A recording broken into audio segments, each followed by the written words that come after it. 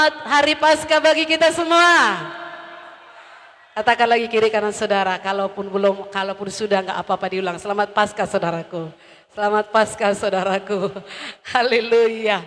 Nah, Bapak Ibu saudaraku, pada hari Jumat lalu kita sudah memperingati hari kematian Tuhan Yesus Kristus. Adakah Bapak Ibu saudara diberkati dalam ibadah bersama kita? Yang diberkati katakan saya. Saya juga sangat diberkati. Melihat wajah-wajah saudara di sana sampai dengan cara apapun, saya sangat diberkati. Saudaraku, dan walaupun mungkin ada kekurangan beberapa di sana sini, kita sudah memakluminya, men. Salah satu kurangnya, pedas banget nasinya. Katanya ya, saya tidak mencicipinya. Nah, saudaraku, dan hari ini kita merayakan hari kebangkitannya. Yang percaya Yesus bangkit, katakan lagi saya. Saudaraku, di hari kebangkitan ini, mari kita belajar dari Tuhan Yesus. Kalau biasanya saudara kita sudah biasa mendengar bukti kebangkitan Yesus, kubur kosong, ya, para murid-muridnya menyaksikannya. Hari ini mari kita belajar dari perkara yang lain. Kenapa Tuhan Yesus itu mati dan kemudian bangkit untuk kita. Kita baca dari Yohanes 12 ayat 24 sampai 26.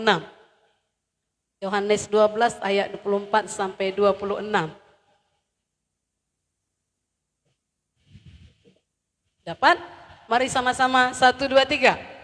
Aku berkata kepadamu, sesungguhnya jikalau biji gandum tidak jatuh ke dalam tanah dan mati, ia tetap satu biji saja. Tetapi jika ia mati, ia akan menghasilkan banyak buah. Barang siapa mencintai nyawanya, ia akan kehilangan nyawanya. Tetapi barang siapa tidak mencintai nyawa di dunia ini, ia akan memeliharanya untuk hidup yang kekal. 26. Barang siapa melayani aku, ia harus mengikut aku. Dan di mana aku berada, di situ pun pelayanku akan berada. Barang siapa melayani aku, ia akan dihormati Bapa. Bapak Ibu saudaraku, beberapa hal yang disampaikan Tuhan Yesus dalam firman Tuhan ini kepada kita hari ini, ada 3 perkara. Yang pertama, bahwa hidup di dunia ini, kita hidup di dunia ini adalah untuk menghasilkan banyak buah. Dan untuk menghasilkan banyak buah, harus mati. Ayat 24 tadi berkata, sesungguhnya jikalau biji gandum tidak jatuh ke dalam tanah dan mati, ia tetap satu biji saja. Tetapi jika ia mati, ia akan menghasilkan banyak buah. Yang dimaksud Yesus dalam pengajarannya ini, biji gandum itu adalah dirinya sendiri yang bersedia menanggung segala penderitaan. Itulah yang kita rayakan Jumat yang lalu. Dengan mati di kayu salib yang hina. Karena dulu yang disalib itu adalah orang yang hina. Orang yang terkutuk. Orang yang jahat. Tapi Yesus bukan jahat. Tapi dia tanggung semuanya itu. Kemudian jatuh ke dalam tanah. Dikubur. Sama seperti biji gandum. Yang kalau menghasilkan gandum yang banyak, dia harus bersedia ditanam. Dan setelah ditanam kemudian tumbuh. Untuk apa? Menghasilkan gandum yang berkelimpahan.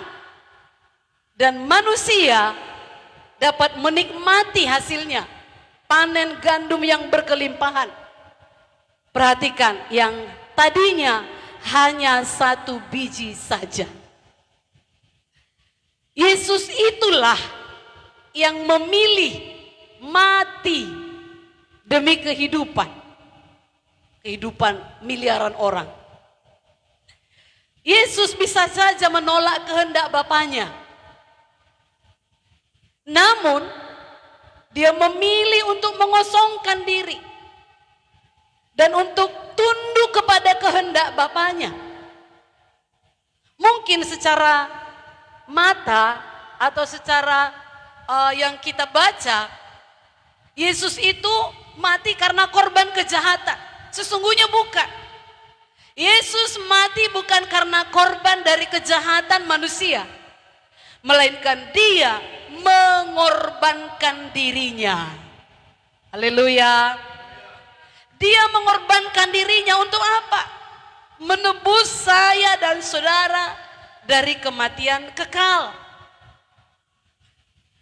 Sama seperti yang dikatakan dalam kitab Ibrani, bahwa Yesus adalah imam besar yang mengorbankan dirinya demi manusia. Saya bacakan Ibrani 5:8 sampai 10. Dan sekalipun ia adalah anak, namanya anak bisa minta kepada Bapa. Sekalipun ia adalah anak, ia telah belajar menjadi taat dari apa yang telah dideritanya. Dan sesudah ia mencapai kesempurnaannya, ia menjadi pokok keselamatan yang abadi. Perhatikan kalimat selanjutnya, bagi semua orang yang taat kepadanya. Dan ia dipanggil menjadi imam besar oleh Allah. Sama seperti dia mati dan menghasilkan banyak buah di dunia ini, persentase orang-orang Kristen lebih besar. Itu akibat satu orang yang mati. Dan Yesus berkata, firman Tuhan berkata, ia menjadi pokok keselamatan yang abadi bagi semua orang yang taat kepadanya. Yang mau taat katakan saya. Kristus rela memberikan hal yang paling berharga, yaitu nyawanya sendiri. Itu sebabnya Bapa memuliakan dia. Nah Bapak Ibu Saudaraku, untuk menjadi pribadi yang menghasilkan buah, karena kita pun dipanggil untuk seperti dia. Kita perlu membiarkan diri kita untuk mati. Bukan badan kita ini mati sekarang, bukan. Bukan nyawa kita diambil sekarang, bukan. Saudaraku, kita membiarkan diri kita ditanam seperti gandum di dalam tanah. Yakni menanggalkan kepentingan diri kita. Mau berkorban dan mau membagi hidup. Haleluya. Tidak ada buah tanpa korban. Tidak ada hidup yang berbuah tanpa kematian. Tidak ada kemenangan tanpa penyerahan diri. Tidak ada kemuliaan tanpa penderitaan.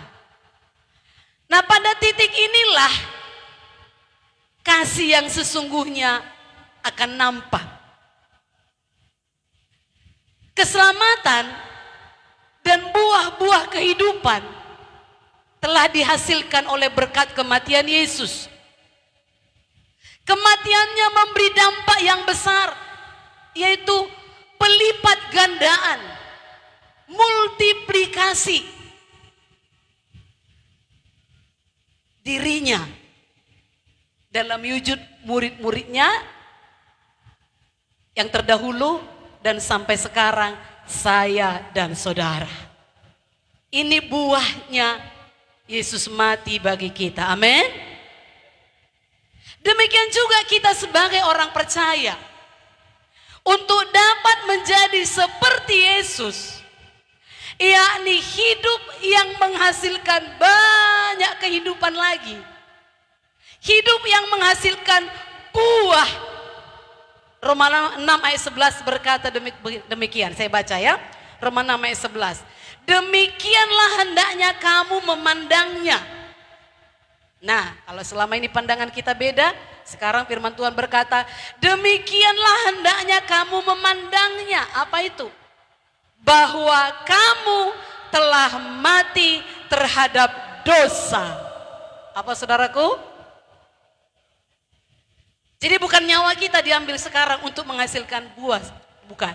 Tapi kamu telah mati terhadap dosa tetapi kamu hidup bagi Allah dalam Kristus Yesus.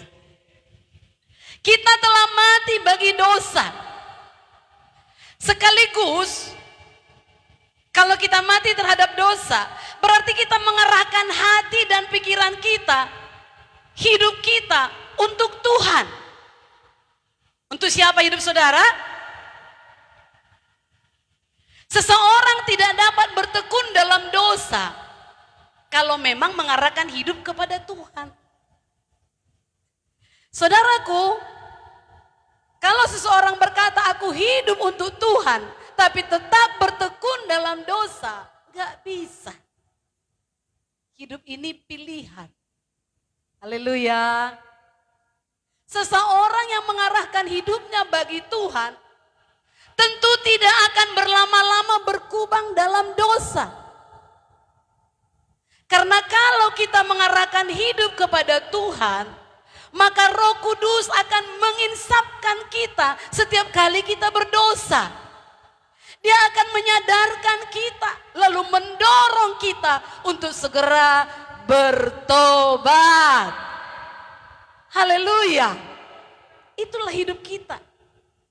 Kalau Yesus harus mati dikubur, sekarang kita mati terhadap dosa, mati terhadap kesombongan, mati terhadap keangkuhan, mati terhadap si aku, mati terhadap apapun keadaan di dunia ini. Itu tidak menggiurkan kita lagi. Tetapi seperti nyanyian kita tadi, yang terutama adalah Yesus. Haleluya. Saudaraku, perjuangan untuk memilih hidup dalam dosa atau hidup bagi Tuhan memang seumur hidup. Itu pergumulan seumur hidup. Gak ada yang langsung nilai 100. Keputusan sepenuhnya ada di tangan kita. Pendeta gak bisa maksa. Teman gak bisa maksa. Suami gak bisa maksa. Istri gak bisa maksa. Saya gak bisa bilang, Bapak harus seperti ini. Suami saya juga gak bisa bilang, kau harus seperti ini. Gak bisa. Itu keputusan sepenuhnya di tangan kita.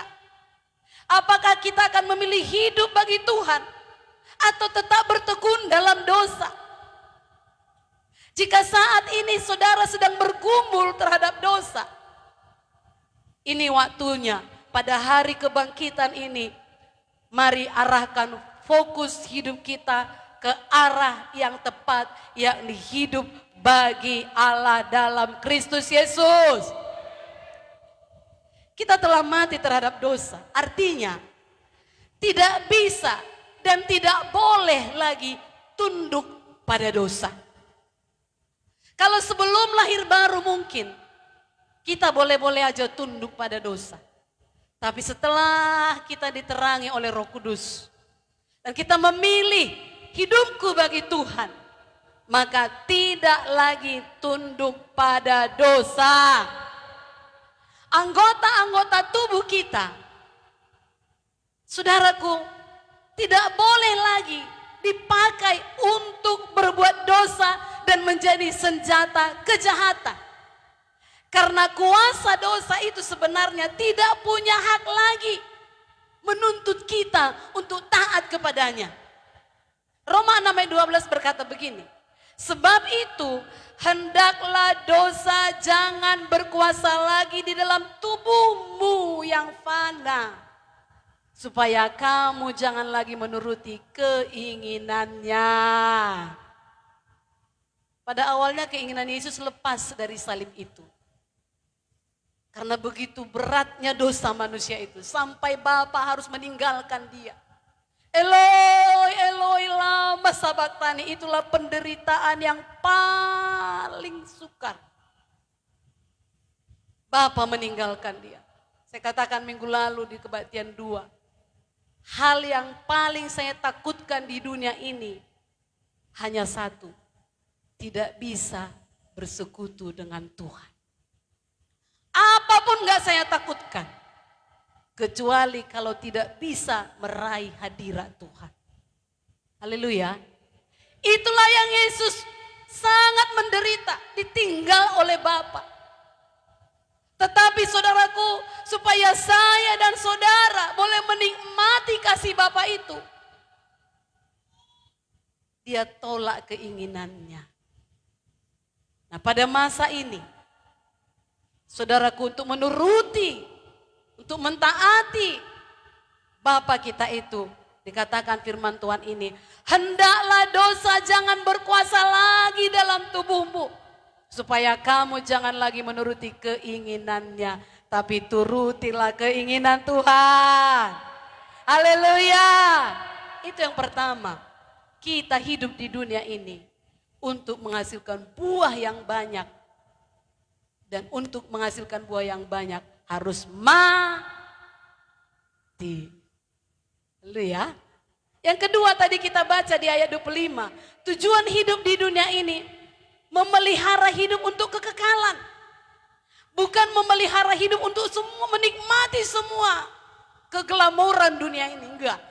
Ayat 25 tadi berkata, barang siapa mencintai nyawanya, ia akan kehilangan nyawanya. Tetapi barang siapa tidak mencintai nyawanya di dunia ini, ia akan memeliharanya untuk hidup yang kekal. Kenapa dibuat Tuhan? Kenapa dikatakan Tuhan seperti ini? Karena Yesus tahu ada banyak orang di dunia ini yang mencintai nyawanya, mencintai hidupnya sedemikian rupa. Maka kebanyakan manusia melakukan apa saja, mengorbankan apa saja, pokoknya bisa hidup enak. Itu kebanyakan manusia. Itu kodratnya manusia. Kelilinglah di kota Medan ini. Betapa banyaknya tempat nyaman untuk nongkrong. Kelilinglah ke kota Medan sambil doa keliling. Haleluya. Betapa manusia ingin nyaman.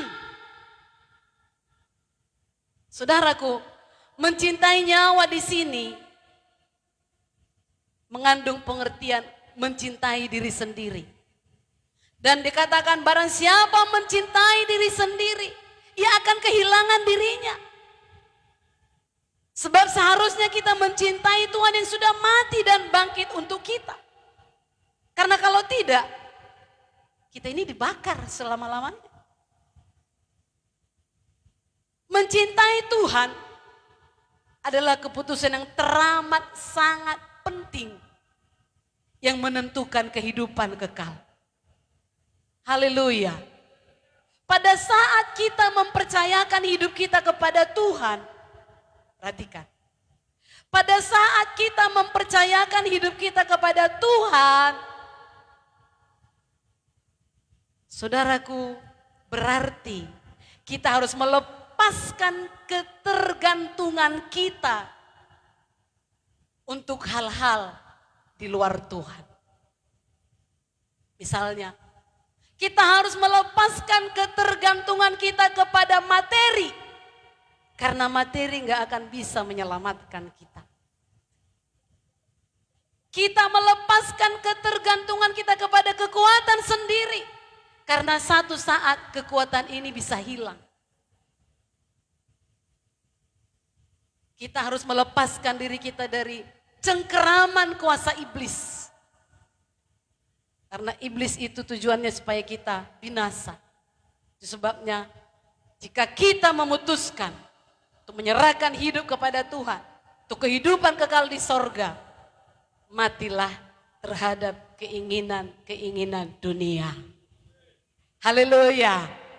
Dan lakukan keinginan sorga. Tidak salah kaya. Tidak salah menikmati hidup. Tapi jangan gantungkan hidupmu di sana. Amin. Saya berdoa kepada Tuhan. Saya bilang begini, Tuhan, saya tidak minta kaya. Kau lihat hatiku. Saya tidak minta hidup mewah. Yang ku minta, berkati kami supaya kami bisa memberkati banyak orang. Haleluya. Kiranya Tuhan jawab supaya banyak orang tertolong hidupnya. Haleluya. Dan yang terakhir yang kita pelajari dari firman Tuhan tadi, setia dan taat kepadanya, ayat 26. Barang siapa melayani aku, ia harus mengikut aku, dan di mana aku berada, di situ pun pelayanku akan berada. Barang siapa melayani aku, ia akan dihormati Bapa. Ini tanda kutip pelayan, bukan pelayan di altar maksudnya ini. Saya dan saudara semua adalah pelayan Tuhan. Haleluya. Pernyataan Tuhan ini ditujukan kepada kita semua yang sudah ditebusnya. Bahwa barang siapa melayani Yesus harus mengikuti dia kemanapun pergi. Artinya dimanapun dan kapan saja kita harus selalu melayani dia. Pelayanan yang kita lakukan tidak terbatas hanya di gereja pada hari Minggu atau ketika bertugas di ibadah. Di mana Yesus berada, di situ pun pelayannya berada. Di mana Yesus berada? Kalau dulu waktu dia di dunia ini, dia berada di tengah-tengah orang miskin. Dia berada di tengah-tengah orang sakit. Dia berada di tengah-tengah orang berdosa.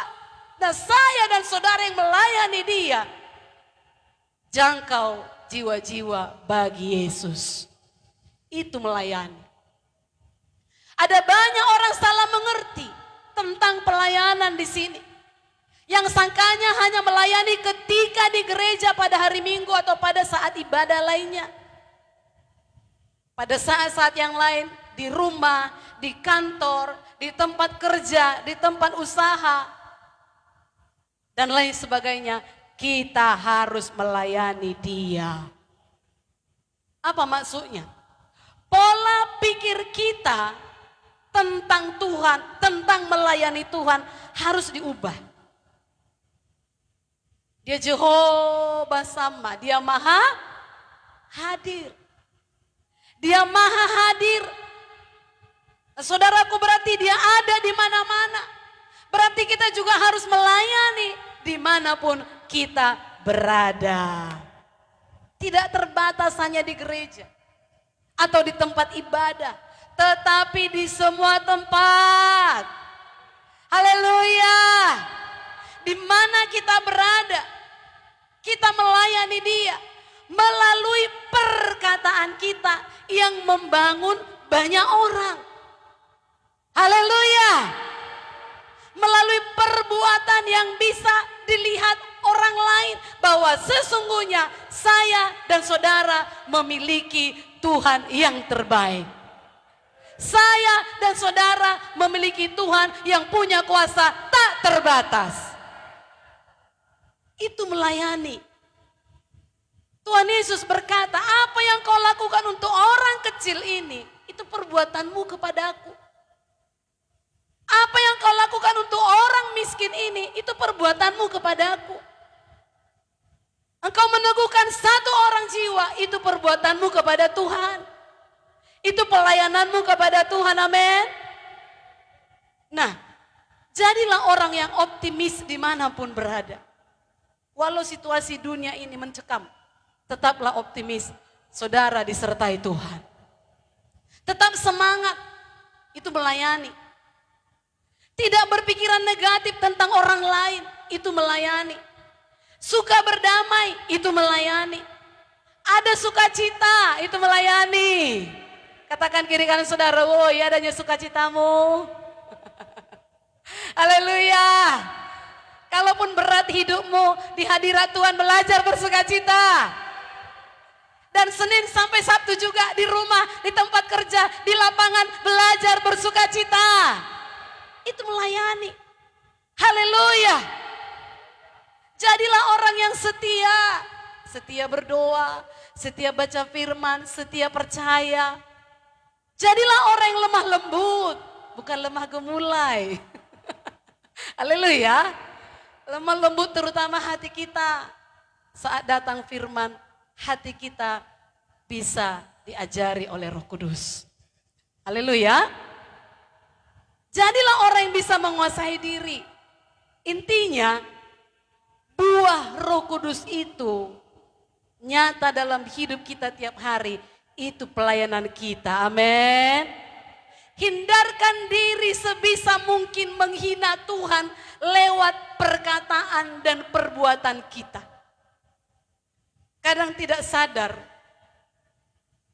perkataan kita menghina Tuhan dengan mengeluh, dengan bertengkar. Seolah-olah kita butuh pembelaan orang. Orang yang bertengkar itu, dia butuh pembelaan diri. Tapi orang yang bisa menguasai diri, berarti dia mengerjakan buah Roh Kudus. Amin. Haleluya. Jadi hindarkan diri sebisa mungkin menghina Tuhan dengan perkataan kita yang tidak membangun orang lain. Kita sebagai orang beriman kepada Yesus berarti kita juga melayani Yesus dan hanya melakukan apa yang disuruh oleh Tuhan Yesus. Haleluya. Mari kita baca ayat terakhir. Komitmen anak Tuhan seharusnya begini. Galatia 2 ayat 19b sampai 20. Mulai dari aku telah disalibkan. Sama-sama Galatia 2 ayat 19b. Mulai dari aku telah disalibkan. Yang 1, 2, 3. Aku telah disalibkan dengan Kristus. Ayat 20. Namun tetapi bukan lagi aku sendiri yang hidup, melainkan Kristus yang hidup di dalam aku. Dan hidupku yang kuhidupi sekarang di dalam daging adalah hidup oleh iman dalam Anak Allah yang telah mengasihi aku dan menyerahkan dirinya untuk aku. Haleluya. Ini komitmen kita. Siapa yang hidup dalam saudara? Jangan simbolis. Haleluya. Siapa yang hidup di dalam saudara? Melainkan Kristus yang hidup di dalam aku. Dia sudah bangkit. Dia tidak ada di kubur. Kuburnya telah kosong. Kalaupun kita ziarah ke Yerusalem, gak akan ada dia di kubur itu.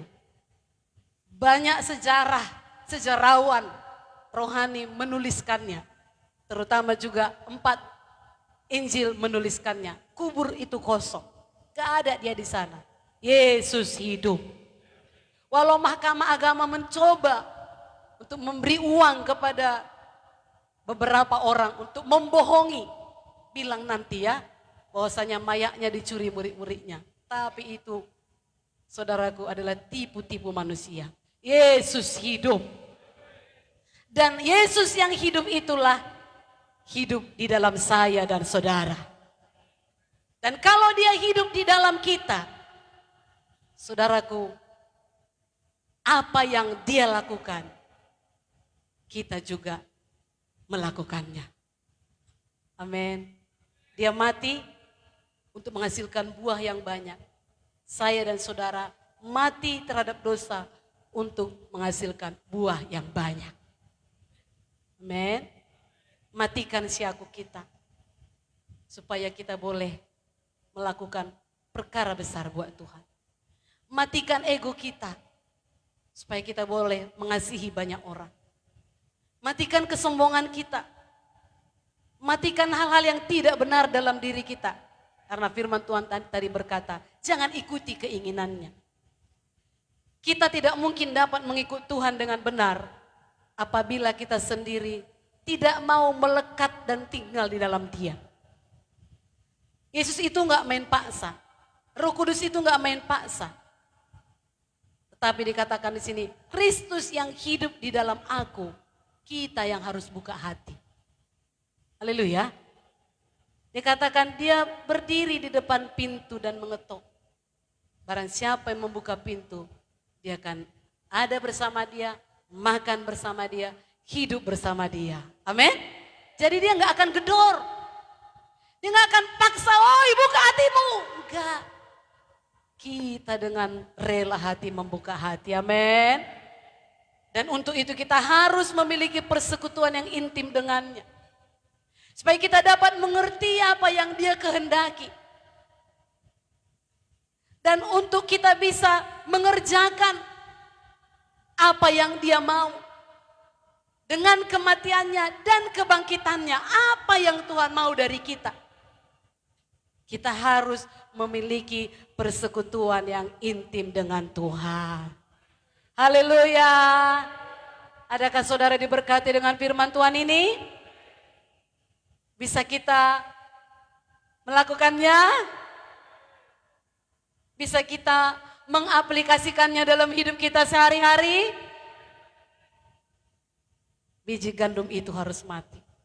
Seperti dia mati. Saya dan saudara mati terhadap dosa. Supaya kita bisa menghasilkan buah. Karena itulah yang diminta Tuhan dari kita. Mari kita bangkit berdiri. Haleluya, haleluya. Kita hidup bukan lagi kita sendiri yang hidup. Melainkan Kristus yang hidup di dalam kita. Dan kalau dia hidup di dalam kita, apa yang dia mau dapat kita kerjakan. Tuhan mau kita semua di dunia ini menghasilkan banyak buah. Kita memelihara hidup kita untuk kekekalan, bukan untuk dirusak oleh iblis. Haleluya.